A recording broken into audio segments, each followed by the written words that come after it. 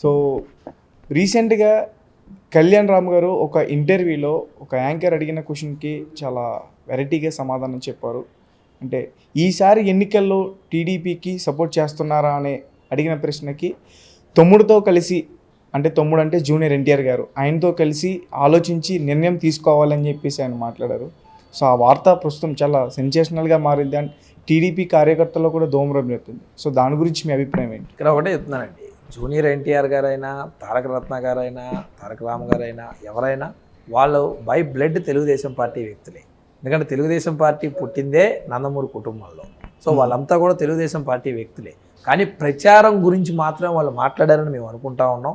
ప్రచారానికి ఎలక్షన్స్కి బయటికి రావాలా వద్దా అనేది ఒకటే వాళ్ళ యొక్క ఆలోచన. ఎందుకంటే వాళ్ళ షెడ్యూల్స్లో వాళ్ళు బిజీగా ఉన్నారు. మళ్ళీ రాజకీయ కోణంలో బయటికి రావడం ఎంతవరకు కరెక్టు? ఫ్యాన్స్ అన్నాక అన్ని పార్టీల వాళ్ళు ఉంటారు సహజంగా. వాళ్ళలో డివైడ్ తీసుకురావటం ఇష్టం లేక ఈరోజు సినిమాలు గట్టిగా ఉన్నాయి కాబట్టి ప్రజల్ని సంతృప్తిపరిచే విధంగా మంచి సృజనాత్మక సినిమాలు తీసుకుంటూ ఈరోజు ప్రజలకు అందుబాటులో మంచి సినిమాలు అందజేస్తూ తెలుగు సినిమా యొక్క ప్రఖ్యాతిని పైకి ఉండేలాగా ఈరోజు ఆ నటినట్లు ముందుకెళ్తున్నారు. వారి ఫీల్డ్లో వాళ్ళు దిగ్విజయంగా ముందుకెళ్తున్నారు. కేవలం ప్రచారం గురించి మాత్రమే మాట్లాడారని మేము అనుకుంటున్నాం. పార్టీ గురించి అనేది ఇది కాదు. పార్టీ అనేది ఆల్రెడీ ఇన్బుల్ట్ తెలుగుదేశం పార్టీ వ్యక్తులు వాళ్ళు. మీకు జూనియర్ ఎన్టీఆర్ కూడా గతంలోనే చెప్పారు, మేమంటే తెలుగుదేశం పార్టీ, ప్రాణం ఉన్నంత వరకు తెలుగుదేశం పార్టీతోనే ఉంటామని. కాకపోతే ప్రచారం గురించి మటుకే చెప్పారని మేము అనుకుంటున్నాం. అంతకు మించి దానిలో అంత పెద్ద అర్థం ఉంటుందని మేము కూడా అనుకోవట్లేదు. అండ్ పార్టీ గురించి కూడా ఈ మధ్యకాలంలో ఆయన ఎప్పుడు మాట్లాడిన దాఖలాలు కూడా లేవు. అంటే దాని గురించి కూడా మరి ఎప్పుడు రాలేదండి. వారు పార్టీకి ఎప్పుడు రాజకీయంగా టోటల్ కుటుంబం అందరూ దూరంగానే ఉంటారు. కేవలం నందమూరి బాలకృష్ణ గారు మటుకే ఎమ్మెల్యేగా ఉన్నారు. ఆ తర్వాత అంతకుముందు హరికృష్ణ గారు ఉండేవారు. మిగిలిన వాళ్ళందరూ కూడా తెలుగుదేశం పార్టీతో సత్సంబంధాలే ఉంటాయి. వాళ్ళ కుటుంబం అంతా కూడా తెలుగుదేశం పార్టీ వ్యక్తులే. ఏ అవసరం వచ్చినా అందరూ కలుస్తారు. ఇంటర్నల్గా అనేక విషయాలు జరుగుతూ ఉంటాయి. కేవలం ఎలక్షన్ ప్రచారం గురించి మాట్లాడారని మేమందరం కూడా అనుకుంటున్నాం. దీనికి దానికి అంత పెద్ద అర్థమైతే ఉండదు. They are inbuilt Telugu Desam party సభ్యులుగానే మేము భావిస్తాం. Okay, right. మరి అలాంటప్పుడు చంద్రబాబు నాయుడు గారు అరెస్ట్ అయినప్పుడు ఏ రకంగా కూడా ఆయన, ఏ వేదికగా కూడా ఆయన స్పందించలేదు. జూనియర్ ఎన్టీఆర్ గారు కానీ, కళ్యాణ్ రామ్ గారు కానీ. మరి దాని గురించి ఏం చెప్తారు? అది వారి ఇష్టం. అది వారి కుటుంబానికి వెళ్ళారు, కుటుంబాన్ని పరామర్శించారు, కుటుంబ వ్యక్తులతో టచ్లో ఉన్నారు. పబ్లిక్గా బయటికి రావటం రాకపోవటం అనేది వారి యొక్క సొంత ఇంట్రెస్ట్. ఫ్యామిలీ పరంగా దే ఆర్ వన్. ఫ్యామిలీ పరంగా వాళ్ళు లోకేష్ గారితో టచ్లో ఉన్నారు, భువనేశ్వర్ గారితో మాట్లాడారు. వాళ్ళ ఫ్యామిలీ పరంగా దే ఆర్ రైట్. కానీ పబ్లిక్గా రావటం రాకపోవటం అనేది వాళ్ళ యొక్క వ్యక్తిగత విషయాలకు సంబంధించిన విషయం కాబట్టి మేము కూడా దాన్ని ఎక్కువ ప్రెజరైజ్ చేయలేదు అనమాట.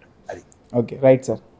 అండ్ రోజా గారు, సో రీసెంట్గా రోజా గారు చాలా మళ్ళీ లైమ్లైట్లోకి వచ్చారు. ఆమె ఒక మాట అన్నారు, ప్రశాంత్ కిషోర్ పీకే, పవన్ కళ్యాణ్ గారు పీకే, ఇద్దరు పీకేలను పెట్టుకున్న చంద్రబాబు నాయుడు గారు ఏం పీకలేరు అని చెప్పేసి అన్నారు. సో దాని గురించి మీ అభిప్రాయం? ఈరోజు ప్రశాంత్ కిషోరో, పవన్ కళ్యాణ్ గారో, చంద్రబాబు నాయుడు గారో ఏదో పీకుతారని కాదు, వాళ్ళ ఎమ్మెల్యేలే జగన్మోహన్ రెడ్డిని పీకైపోతున్నారు. ఏదైతే జగన్మోహన్ రెడ్డి 151 ఎమ్మెల్యేలో ఎవరైతే ఉన్నారో, ఏదైతే ఆ ఎమ్మెల్యేలే తెలుగుదేశం పార్టీ ఎమ్మెల్సీని ఎలా గెలిపించారో, వాళ్ళ నాయకులే తెలుగుదేశం పార్టీ ఎమ్మెల్సీలని అన్అఫీషియల్గా ఓట్లేసి ఎలా చేశారో, ఈరోజు అఫీషియల్గా వైసీపీ పార్టీలో ఉన్న ఎమ్మెల్యేలు, ఎంపీలు, క్యాడర్, సెకండ్ గ్రేడ్ క్యాడర్ కూడా బయటికి వచ్చి జగన్మోహన్ రెడ్డిని పీకైపోతున్నారు. ఈ పీకేనో ఆ పీకేనో కాదు, వాళ్ళ ఎమ్మెల్యేలే జగన్మోహన్ రెడ్డిని పీకైపోతున్నారు. ఆ విషయం తెలిసిన రోజా కూడా ఇంతవరకే ఈ 4 నెలలు ఎలా అయినా పబ్బం గడుపుకోవాలని టైంపాస్ కోసం మీడియా ముందుకు వచ్చి డ్యాన్సులు వేయటాలు, బ్యాటు పట్టుకోవటాలు, ఆటాలు తప్ప అంతకు మించి ఏ ఆట వాళ్ళేం ఆడలేరు, ఏ ఆట వాళ్ళు అంతకు మించి చేయలేరు. వైసీపీ ప్రభుత్వం భూస్థాపితం కాబోతుంది. ఈ భూస్థాపితం చేసే దాంట్లో తెలుగుదేశం పార్టీ, జనసేన కీలక పాత్ర ఎంత పోషిస్తుందో వైసీపీ పార్టీ ఎమ్మెల్యేలు, కేడర్ కూడా దానికోసం ఎదురు చూస్తున్నారని తెలియజేస్తా ఉన్నాను. ఓకే, కానీ ఇప్పుడు వైసీపీ ఎమ్మెల్యేలు దానికి కూడా దోహదపడతారని మీరు చెప్తున్నారు. ఎస్, వాళ్ళే రోడ్డుకు లాగైపోతున్నారు. ఈరోజు మీరు చూసుకుని ఆళ్ళ రామకృష్ణారెడ్డి విషయం ఏం జరిగింది, ఉండవల్లి శ్రీదేవి విషయం ఏం జరిగింది, నెల్లూరు కోటరెడ్డి సీతారెడ్డి విషయం ఏం జరిగింది, ఆ తర్వాత ఆత్మకూరు రామనారాయణ రెడ్డి గారి విషయం ఏం జరిగింది. రైట్. అయితే ఇప్పుడు మీరు ఎవరైతే చెప్పారో ఆ పేర్లన్నీ కూడా అనిల్ కుమార్ యాదవ్ గారు, వీళ్ళందరూ పనికిరాని వారు, అందుకనే మా పార్టీలో నుంచి మేము తీసేసాం, పనికిరాని వాళ్ళని మీ పార్టీలో పెట్టుకుంటున్నారు కాబట్టి మీరు కూడా పనికిరాని వాళ్ళే అని చెప్పేసి కూడా అన్నారు. సో దాని గురించి, సో వాళ్ళ దగ్గర ఉన్నప్పుడు పనికొచ్చింది పక్కకు వస్తే పనికి రాకుండా ఎలా పోద్ది అది కూడా తెలుసుకోవాలి కదా. అనిల్ కుమార్ రెడ్డి అనే వ్యక్తి అయినా సరే అసలు తెలుసుకోవాల్సిన విషయం అనిల్ ఏంటంటే- కుమార్ యాదవ్. అనిల్ కుమార్ యాదవ్ గారు తెలుసుకోవాల్సిన విషయం ఏంటంటే జగన్మోహన్ రెడ్డి ఏ విధంగా కాంగ్రెస్లో పనికి రాకుండా పోయాడు, ఏ విధంగా వైఎస్ఆర్సీపీలో పనికొచ్చాడు. జగన్మోహన్ రెడ్డి అనే వ్యక్తి రేపొద్దున షర్మిలా గారు ఏ విధంగా వైఎస్ఆర్సీపీకి పనికి రాకుండా పోయింది, ఇంకొకళ్ళకి ఏ విధంగా పనికొచ్చే రకంగా తయారవబోతా ఉంది, ఇవన్నీ తెలుసుకోవాల్సింది అనిల్ కుమార్ యాదవ్ గారు. సో వాళ్ళ ఉనికి కోసం ఇష్టం వచ్చినట్టు మాట్లాడటమే తప్ప వాస్తవానికి అందులో గ్రౌండ్ లెవెల్ రియాలిటీ లేదు. పబ్లిక్ వాళ్ళని చీకొడుతున్నారు, పబ్లిక్ వాళ్ళని ఎదురు చూస్తున్నారు ఎప్పుడు దించేద్దామని. పబ్లిక్ ఆంధ్ర రాష్ట్ర ప్రజలు ముక్త కంఠంతో వైసీపీ ప్రభుత్వాన్ని కిందకు దించేయడానికి సిద్ధంగా ఉంది. రాబోయే రోజులు తెలుగుదేశం పార్టీ జనసేన కూటమికి పబ్లిక్కే కాదు, నేను ఇందా చెప్పినట్టు వైసీపీ పార్టీ ఎమ్మెల్యేలు కేడర్ కూడా జగన్మోహన్ రెడ్డి పడిపోవాలని కోరుకుంటున్నారు. అందులో ఎటువంటి అతిశయోక్తి లేదు. ఓకే సార్, అలాగే కొంతమంది కాపు సామాజిక వర్గం చెందిన కాపు నేతలు కాపుల్ని టీడీపీకి తాకట్టు పెట్టేశాడు, వాళ్ళకి అమ్మేశాడు అని చెప్పేసి పవన్ కళ్యాణ్ గారి మీద వాళ్ళు తీవ్ర విమర్శలు అయితే చేస్తున్నారు. మరి ఒకవేళ కాపు నేతల్లో వ్యతిరేకత వస్తే మరి టీడీపీకి మైనస్ అయ్యే ఛాన్సెస్ ఎక్కువ ఉంది. సో దాని గురించి సో మీరు ఇక్కడ ఒకటి తెలుసుకోవాలి, కాపు నేతలు ఎవరు కూడా బయటికి రాలేదు. సో కాల్డ్ జగన్మోహన్ రెడ్డి కోసం పనిచేసే ఒకళ్ళిద్దరు పప్పెట్స్ తప్ప ఈరోజు ప్రతి ఒక్క కాపులు కూడా ఏదైతే వాళ్ళకి ఇస్తానన్న రిజర్వేషన్ ఏమైందో అడుగుతూ ఉన్నారు, ఏదైతే వాళ్ళకి ఇస్తానన్న నిధులు ఏమైందో అడుగుతూ ఉన్నారు, రాజకీయంగా వాళ్ళకి ఇస్తానన్న సీట్ల గురించి అడుగుతూ ఉన్నారు, వాళ్ళు తీసేసిన మంత్రి పదవుల గురించి, కాపుల్ని ఇష్టం వచ్చినట్టు నోటికి మాట్లాడుతున్న విధానాల గురించి మాట్లాడుతూ ఉన్నారు. కాపుల్ని కాపులతోనే తిట్టించాలనే ఒక కొత్త ఈక్వేషన్ తీసుకొచ్చిన వ్యక్తి జగన్మోహన్ రెడ్డి. ఈరోజు దాని గురించి చర్చించుకుంటున్నారు. కాపులు తెలుగుదేశం పార్టీ హయాంలో 1000 కోట్ల పైన నిధులు కేటాయించాం. ఈరోజు విదేశీ విద్య ఇచ్చాం, మినీ ఇండస్ట్రీస్ పెట్టుకోవడానికి ఇచ్చాం, ఇవన్నీ వివిధ కార్పొరేషన్ల ద్వారా కాపు కార్పొరేషన్ ద్వారా నిధులు ఇచ్చాం. ఉన్న 5% రిజర్వేషన్లో కూడా ఓబీసీ రిజర్వేషన్ కల్పించిన ఘనత చంద్రబాబు నాయుడు గారిది.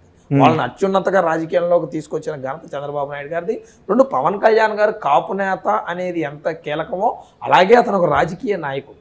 పవన్ కళ్యాణ్ గారు ఒక పార్టీకి అధినేత, జనసేన పార్టీకి అధినేత. వారి మనోభావాలు ఎవరైతే కాపులకు మనోభావాలు ఎలా ఉన్నాయో, ఎవరో 4-5 నాయకులు ఇష్టం వచ్చినట్టు మాట్లాడితే దాన్ని పరిగణనలోకి తీసుకోవాల్సిన అవసరం లేదు. వాళ్ళు ఎవరి కోసం మాట్లాడుతున్నారో, ఎందుకోసం మాట్లాడుతున్నారో, వాళ్ళ మనోభావాలు ఏంటో అందరికీ తెలుసు. నిజంగా గనక కాపులు అభ్యున్నత కనుక కావాలి అనుకుంటే, నిజంగా జనసేన పార్టీకి వాళ్ళు మంచి చేయాలి అనుకున్నా, తెలుగుదేశం పార్టీలో వాళ్ళ డిమాండ్లు ఏమన్నా ఉన్నా గౌరవంగా వచ్చి మాట్లాడాలి.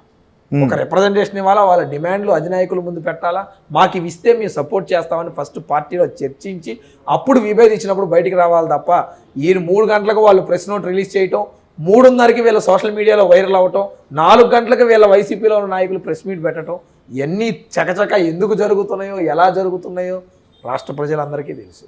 సో వేటిని కూడా పరిగణనలోకి తీసుకోలేదు. ఇది కేవలం డివైడ్ అండ్ రూల్ అనే జగన్మోహన్ రెడ్డి బుక్లో ఒక క్లాజ్ మాత్రమే. దీని కాపులు, నిజమైన కాపులు ఎవరు కూడా దీన్ని పట్టించుకోరని తెలియజేస్తాం. అండ్ హరే రామ జాగయ్య గారు కూడా పవన్ కళ్యాణ్ గారికి లేఖ రాయడం జరిగింది. మొన్న యువగలం జరిగిన సభలో లోకేష్ గారు ముఖ్యమంత్రి చంద్రబాబు నాయుడు గారు ఆయన ప్రస్తావించారు. సో దాని గురించి మీరు ఏం చెప్తారంటే, ఆయన ముఖ్యమంత్రి ఎవరనేది మీరు మాకు ఖచ్చితంగా చెప్పాల్సి ఉందని ఆయన లేఖలో పేర్కొన్నారు. సో దాని గురించి ముఖ్యమంత్రి విషయం మీద మా అధినాయకుడు లోకేష్ గారు, చంద్రబాబు నాయుడు గారు కానీ, యువ నాయకుడు లోకేష్ గారు కానీ చాలా క్లియర్గా ఉన్నాం. ఇవాళకు కూడా మా సిద్ధాంతం ఒకటే, ఎవరైతే రాష్ట్రాన్ని అభివృద్ధి పదంలో నడిపించారో, ఈరోజు ఈ దగాపడ్డ ఆంధ్రప్రదేశ్ ఎలా అయితే మరుగున పడ్డదో, ఈ ఆంధ్రప్రదేశ్ని మళ్ళీ పైకి రావాలి అన్నా, వివిధ రకాలుగా డెవలప్ చేయాలన్నా, సంక్షేమాన్ని అభివృద్ధిని ఒకే తాటి మీదకి తీసుకొచ్చి నడిపించాలన్నా ఒక అనుభవజ్ఞుని అయితేనే పని అవుతుంది. అది చంద్రబాబు నాయుడు గారు అయితేనే దాని పని అవుతుంది. ఇది అందరికీ తెలిసిన విషయమే. చంద్రబాబు నాయుడు గారే రేపు జనసేన తెలుగుదేశం పార్టీ ఉమ్మడిగా ఫామ్ అయ్యే గవర్నమెంట్కి ముఖ్యమంత్రి అభ్యర్థి కాదు, ముఖ్యమంత్రిగా కాబోతున్నారు. అందులో ఎటువంటి డౌటు లేదు.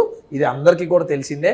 దీన్ని ఏదో డివైడ్ చేయాలని, ఏదో మా మధ్య గొడవలు పెట్టాలని వాళ్ళు చేసే ప్రయత్నమే తప్ప అంతకు మించి ఏమీ రాదు. వాళ్ళు ఎంత చించినా ఏం చేసినా జనసేన తెలుగుదేశం పార్టీ కలిసే ఉంటాయి, కలిసే ముందుకెళ్తాయి, కలిసే ప్రభుత్వాన్ని ఫామ్ చేస్తాయి. ముఖ్యమంత్రి చంద్రబాబు నాయుడు గారే ఉంటారు, అందులో ఎటువంటి డౌటు లేదు. ఓకే, ఒకవేళ చంద్రబాబు నాయుడు గారు కాకుండా ఉంటే లోకేష్ గారు అయ్యే ఛాన్స్ ఉందా? మీకు చాలా క్లియర్గా లోకేష్ గారు కూడా అనేక సభల్లో చెప్పారు, పవన్ కళ్యాణ్ గారు కూడా చాలా క్లియర్గా చెప్పారు, రాష్ట్రానికి సుదీర్ఘకాలం ఒక అనుభవజ్ఞుని ముఖ్యమంత్రిగా ఉండబోతున్నారు అని లోకేష్ గారు చెప్పారు.